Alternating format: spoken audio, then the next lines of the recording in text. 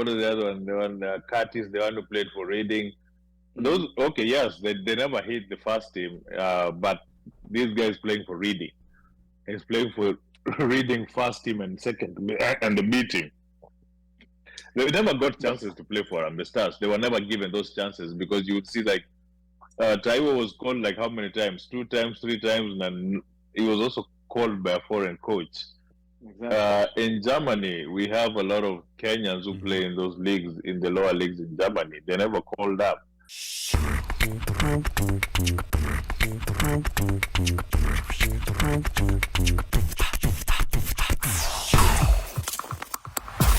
We go to your Harambee Stars call-up. I believe that might have been around 2012. Maybe you can correct me if I'm wrong. Talk to us about this. And, you know, I think this was your first time, you know, like now after being a pro in the U.S., now interacting with Kenyan professional. What differences did you see at that point about the differences between being a pro in the U.S. and being a pro in Kenya? Because earlier in this interview, you mentioned that Gor Mahia might come here and they may never even get a corner trying to play against, you know, like one of these teams out here. Hapa ametuonea huyo jamaa. Of course, lazima Karoma TV. Karoma, Huyu jamaa alifanya literature, the art and science of a good storyteller. Unaona? To be honest, when I went back, man, we are light years behind, man. Like light years. I can give you a story. One time I was called to go train for Kenya in Sekafa, right? This is the tournament in December. Comoros. I'm sorry? Was it Comoros? No. This is way before. Hii BA inaitwaje South Africa. Ilikuwa inaitwaga Castle. Castle, yeah. Castle, yeah. Yes.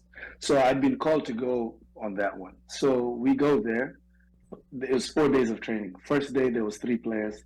Second day there was 4 players. I'm a 5. Third day there was 5. On the fourth and fifth day, nilichujwa kutoka kwa lineup.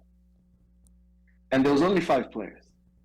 But wakanitoa wakasema you didn't make the team. Like, how did I not make the team? And you're only 5. There was only 5 of us. Unajua watu wameitwa kutoka. I was like, you know. Oh, so these are those other guys. Those guys who are coming wale waliletwa kwa ndege. So I'm thinking, so who did you bring? Manze nilikuwa naangalia wale watu walileta. I was like, just give me my passport. Wacha nirudi America. So okay, where does the passport come in? I'm lost. So let's give him a chance to. You give them your passport, so you go. They'll get you to go play in Tanzania. I think the tournament ilikuwa Uganda or something like that. So I'm gonna be, why are you guys holding my passport? Give it to me so I can go where I am actually wanted. Because how can you tell me in a camp of 5 players, at the end of the camp you'll have 20, and then I'm not there? You said you didn't make the team. So then why do you even bring me? Yeah. If you knew I was not going to make the team. Fast forward. And this was done by a Kenyan coach. Fast forward, it's Coach Adel Amrush ndiye alinita for Comoros. He started calling me when he knew he was going to get the job. He called me like, Lawrence, you don't know who I am. I know who you are. And I know where you play. I know your league. I know everything about you. I want you to come to play for Kenya. Foreigner, I've never heard him, but kwa wanasemanga mcheza sijui tuzwa kwao. Mcheza kwao tuzwa. If we don't know you, if you don't see you struggle with us here, you don't know. Yeah. Wow. You understand? Wow. That was it. If we don't see you struggle here, you're not good enough because we don't know who you are. But unless unacheza MLS, unless unacheza Europe. Question, Wanyama anacheza wapi saizi? MLS. Hapa to Canada. Nilianza kucheza MLS how many years before that? Many years ago. 2011. Kitambo sana. Yes. But now, since he's playing here, they're looking at MLS as like, so it's an actual league. Like, it was a league 10, 15 years ago.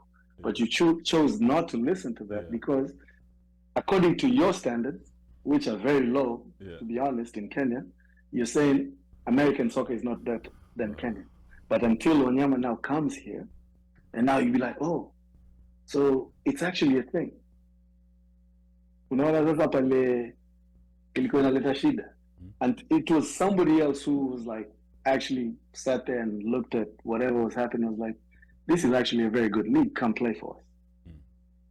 And when I went there, it was like a walk in the park.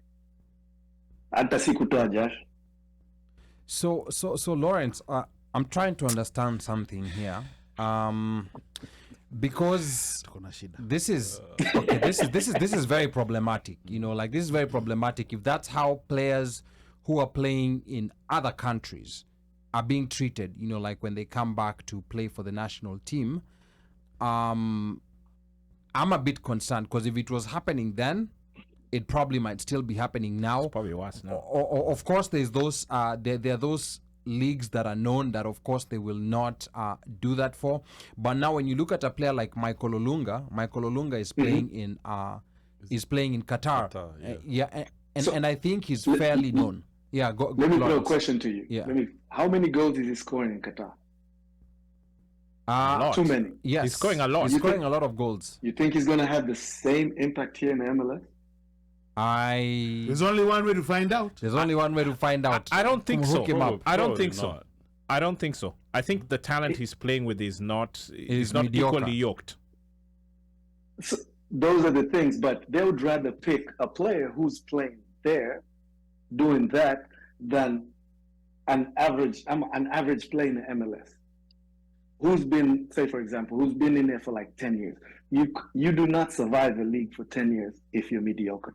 No, you don't. Yeah. That's true. No, you don't. And is this issue only with MLS now as far as Harambee Stars is concerned, or there are other leagues where Kenyans are, other good leagues where Kenyans are not being picked up because of the reputation that the league has in Kenya? The supposed reputation. I can only speak for MLS because this is the league that I played. Yeah. Okay.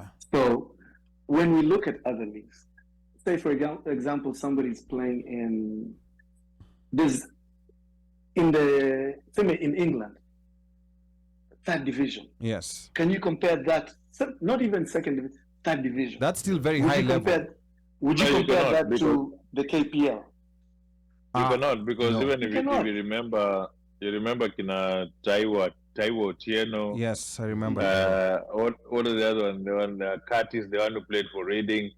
Those yes, they never hit the first team, but this guy is playing for Reading.